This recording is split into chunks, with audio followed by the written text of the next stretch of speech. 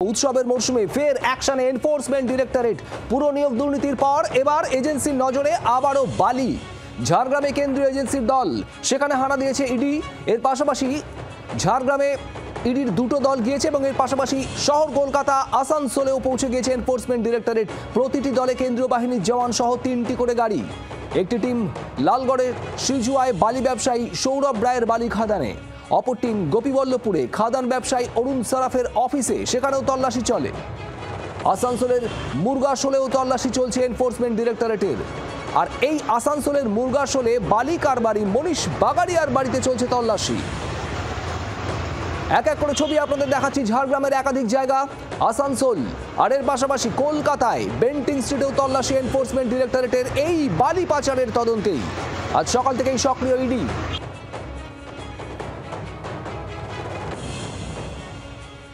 সৌরভ রায়, কে এই সৌরভ রায়? আপনাদের দেখাচ্ছি। এই সৌরভ রায়ের ডেরায় আগেও পৌঁছে গিয়েছিল ইডি। লালগড়ের বাসিন্দা সৌরভ রায় মাওবাদীর সময়ে এলাকায় ছোট ঠিকাদারি করতেন এই সৌরভ রায়। ঝাড়গ্রামের বাসিন্দা, পরবর্তী সময় বড় বড় কাজের বরাত পেতে শুরু করেন এই সৌরভ রায়। একাধিক বালি খাদানের টেন্ডার তার নামে। বালির ব্যবসা শুরু হয় সৌরভ রায়ের, আর তারপরেই ফুলে ফেপে ওঠে সৌরভ রায়।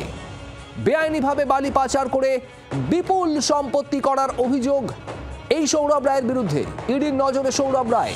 মেদিনীপুর শহরে বাস করলেও কলকাতা সহ রাজ্যের একাধিক জায়গায় বাড়ি, ফ্ল্যাট, জমি এই সৌরভ রায়ের। বেআইনিভাবে অন্যত্র টাকা পাচার করেছে সৌরভ রায়, এমনও অভিযোগ রয়েছে। আর সেই টাকার খোঁজেই শুরু ইডির অভিযান। গত 8ই সেপ্টেম্বর লালগড়ে সৌরভ রায়ের খাদান অফিসে তল্লাশি হয়। তারপর আজ আবারও ইডির নজরে সৌরভ রায়। আর একই সঙ্গে অরুণ সারাফ, বালি খাদান ব্যবসায়ী অরুণ সারাফ। কে এই অরুণ সারাফ? আপনাদের দেখাচ্ছি। বেআইনিভাবে বালি উত্তোলন এবং অর্থ পাচারের অভিযোগ এই অরুণ সারাফের বিরুদ্ধে। সম্প্রতি 22টি জায়গায় তল্লাশি চালায় এনফোর্সমেন্ট ডিরেক্টরেট। আর সেখান থেকে নগদ অর্থও বাজেয়াপ্ত করা হয়। 2011 সালে অরুণ সারাফের যে সংস্থা তা প্রতিষ্ঠিত হয়েছিল এবং সারাফকে অন্যদের সঙ্গে সংস্থার পরিচালক হিসেবে তালিকাভুক্ত করা হয়েছিল। এই অরুণ সারাফ এই মুহূর্তে ইডির নজরে। জিডি মাইনিং প্রাইভেট লিমিটেড অরুণ সারাফের সংস্থা। এর আগেও এই সংস্থার অফিসে তল্লাশি হয়েছে। কলকাতার এই সংস্থার ডিরেক্টর ছিলেন অরুণ সারাফ। ইডির নজরে বালি পাচারের তদন্তে একদিকে সৌরভ রায়, অন্যদিকে অরুণ সারাফ।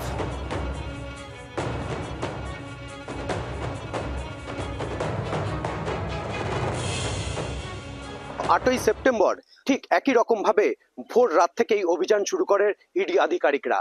সেদিনও গোপীবল্লভপুর এবং লালগড়ে বেশ কিছু বালি খাদানে রেড করা হয়। মূলত সৌরভ রায় বালি ব্যবসায়ী, তার খাদানেই মূলত রেড করা হয়। এবং আজকেও ভোর রাত থেকে একই রকম ভাবে লালগড়ের সিজুয়া এবং গোপীবল্লভপুরের সুমিত্রাপুর এলাকা, অর্থাৎ যেখানে দেখা যাচ্ছে সেই অফিস, সৌরভ রায়ের সেই অফিসে কিন্তু একই সঙ্গে তল্লাশি অভিযান শুরু করেছে। ইডি সূত্রে যেটা জানা যাচ্ছে যে এইখানে যখন সকালে তারা অভিযান চালাতে আসেন, তার কিছুক্ষণ আগেই এই বাড়ি থেকে সব জিনিসপত্র নিয়ে তারা নাকি চম্পট দেয়। এই মুহূর্তে বাড়িতে তালা লাগানো, বাড়ির বাইরে ইডি আধিকারিকরা তারা অপেক্ষা করছেন যে কখন এইখানে তারা আসবেন। তারপরে তারা সেই অনুযায়ী তাদের আইনানুগ যা ব্যবস্থা আছে সেই ব্যবস্থা নেওয়া হবে। বেআইনি বালি ব্যবসা থেকে যে অতিরিক্ত টাকা, সেই টাকা কিভাবে মানি লন্ডারিং এর মাধ্যমে অন্যত্র চলে যাচ্ছে, অন্যত্র পাচার হয়ে যাচ্ছে, সেই তদন্তই শুরু করেছে কিন্তু এই ইডি আধিকারিকরা। তার সূত্র খুঁজতেই এই মুহূর্তে লালগড় আর গোপীবল্লভপুরে এই অভিযান। সৌরভ চৌধুরী, জি 24 ঘন্টা। আর এই ঝাড়গ্রাম গোপীবল্লভপুরের পাশাপাশি এনফোর্সমেন্ট ডিরেক্টরেট আজ পৌঁছে গিয়েছে একদিকে আসানসোল আর অন্যদিকে শহর কলকাতায় বেন্টিং স্ট্রিটেও। সেখান থেকে রয়েছেন আমাদের প্রতিনিধি নান্টু হাজরা, আর অন্যদিকে আসানসোল থেকে বাসুদেব চট্টোপাধ্যায় রয়েছেন। আমি সবার আগে বাসুদেবের কাছে যাব। বাসুদেব, আসানসোল, সেখানে বালির কারবারি মনীষ বাগাড়িয়ার বাড়িতেও পৌঁছায় ইডি, কি আপডেট?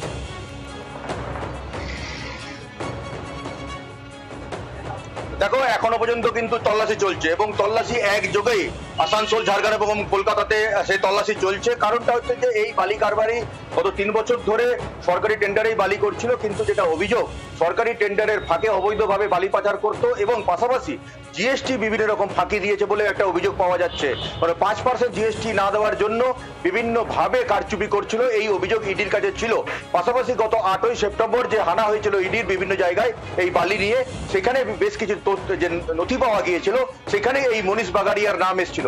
বর্তমানে মনীষ বাগাড়িয়া ও তার ড্রাইভার বা তারা কর্মচারী যারা রয়েছে তাদেরকেও তল্লাশি করছে ইডি বলে জানতে পারা গেছে। পাশাপাশি আসানসোলের এই মুরগাসোলের যে বাড়িটার সামনে আমরা দাঁড়িয়ে রয়েছি, এই বাড়িতে যেমন তল্লাশি হচ্ছে, পাশাপাশি আসানসোলের এই মুরগাসোলের বাজারে তার একটা বড় অটো পার্টসের দোকান রয়েছে এবং সেই দোকান বহু পুরনো দোকান, সেই দোকানেও কিন্তু ইডির তল্লাশি চলছে। পাশাপাশি তার যে কারখানা রয়েছে সেখানেও ইডির তল্লাশি চলছে। যেটা জানতে পারা যাচ্ছে যে এ বালি কারবারি 3 বছর ধরে করছিল, কিন্তু কয়েক মাস আগে ঝাড়গ্রামেও বালির কারবার শুরু করেছিল। পাশাপাশি পাণ্ডবেশ্বরে অর্থাৎ বীরভূমের যে ঘাট রয়েছে অজয় নদীর, সেখানেও বালির কারবার শুরু করেছিল।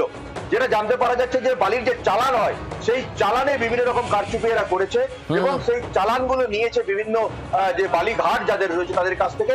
সেখান থেকে জিএসটি ফাঁকি দিয়ে যে টাকা কোটি কোটি টাকা রোজগার করেছে, সেই টাকাটা মানি লন্ডারিং এর ব্যবহার করেছে এবং বিভিন্ন জায়গাতে যে মানি লন্ডারিং এর ব্যবহার করেছে সেই তথ্য এখনো পর্যন্ত দিতে পারেনি। তার মানে বাসুদেব এই মনীষ বাগাড়িয়ার বাড়িতে এখনো পর্যন্ত ইডি আধিকারিকরা রয়েছেন এবং সেখানে তল্লাশি চলছে। আপনারা ছবি দেখতে পাচ্ছেন, মনীষ বাগাড়িয়ার আসানসোলের মুরগাসোলের প্রাসাদোপম বাড়ি। মনীষ বাগাড়িয়া ব্যবসায়ী, তার আরও একাধিক কারবার রয়েছে, আর সেই সঙ্গে সঙ্গে এই গত প্রায় 3 বছর ধরে বালির কারবার শুরু করেছেন। বালির বৈধ টেন্ডারের আড়ালে অবৈধ বালি পাচার, জিএসটি ফাঁকি দেওয়া, একাধিক অবৈধ বালির কারবার, সেখান থেকে বিপুল সম্পত্তি করার অভিযোগ। আজ এই মনীষ বাগাড়িয়ার বাড়িতে পৌঁছে গিয়েছে এনফোর্সমেন্ট ডিরেক্টরেট, আর একই সঙ্গে কলকাতায় বেন্টিং স্ট্রিট সেখানেও পৌঁছেছেন ইডি আধিকারিকরা। নান্টু হাজরা আমাদের প্রতিনিধি রয়েছেন সেখান থেকে সরাসরি। নান্টু, কি পরিস্থিতি এই মুহূর্তে, কি খবর?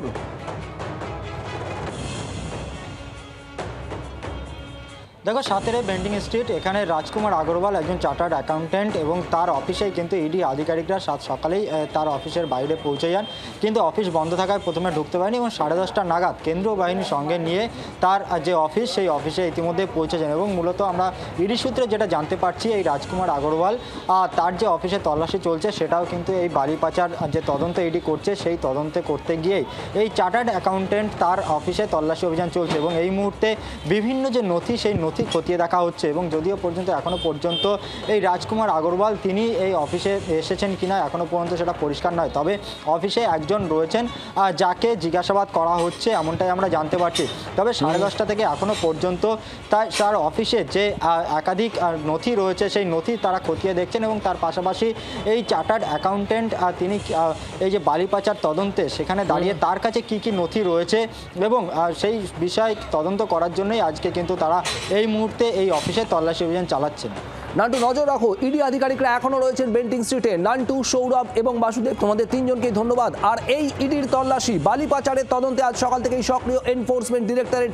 কি বলছেন বিরোধী দলনেতা শুভেন্দু অধিকারী, শোনাবো। সমস্ত নদীর গতিপথগুলোই এখানে, যত তিস্তা থেকে শুরু করে যত ছোট নদী আছে, সব গতিপথ চেঞ্জ করে দিয়েছে বালি মাফিয়ারা। এবং এরা সমস্ত তৃণমূল কংগ্রেসের লোক, এদের সঙ্গে ল্যান্ড ডিপার্টমেন্ট এবং পুলিশের সরাসরি যুক্ত এরা।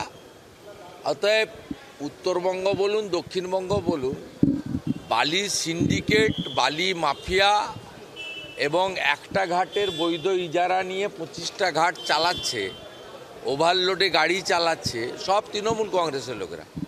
এবং এই টাকার একটা বড় অংশ কালীঘাটে পৌঁছাচ্ছে।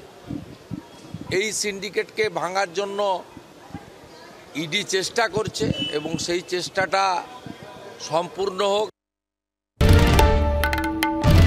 বাংলার আওয়াজ, বাঙালির আবেগ, জি 24 ঘন্টা।